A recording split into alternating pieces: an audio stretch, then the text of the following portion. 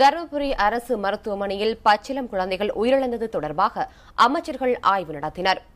சுகாதாரத்துறை அமைச்சர் விஜயபாஸ்கர் மற்றும் உயர்கல்வித்துறை அமைச்சர் பழனியப்பன் ஆகியோர் மருத்துவமனையில் ஆய்வு செய்தனர். பின்னர் செய்தியாளர்களிடம் பேசிய அமைச்சர் விஜயபாஸ்கர், குழந்தைகள் உயிரிழப்பிற்கு மருத்துவ குறைபாடுகள் காரணம் இல்லை என்று தெரிவித்தார். முன்னதாக மருத்துவ கல்வி இயக்குநர் கீதா லட்சுமி தலைமையிலான குழுவும் ஆய்வு நடத்தியது.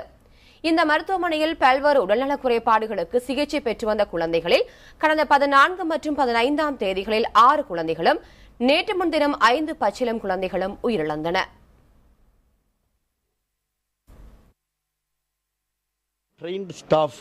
வெல் ட்ரெயின்டு ஸ்டாஃப், போதிய அளவு செவிலியர்கள், அதே போல் மருந்து அல்லது மாத்திரைகள் எல்லாமே போதிய அளவில் இங்கே இருக்கிறது. இன்னும் சொல்லப்போனால் பெஸ்ட் நிக்கு அவார்டு என்று தொடர்ந்து 2 ஆண்டுகளாக விருது பெற்ற சென்டர் தான் இந்த நம்ம தருமபுரி நிக்கு சென்டர். இங்கே இருக்கக்கூடிய ஸ்டாஃப், இன்னும் சொல்லப்போனால் பத்திரிகையில் பயிற்சி இல்லாத ஸ்டாஃப் அப்படின்லாம் சில செய்திகள் வந்திருக்கிறது. முழுக்க தவறு. எந்த விதமான தொற்று நோய்களோ அல்லது வேறு எந்த விதமான அதை காப்பாற்ற இயலாத நிலையோ இல்லை.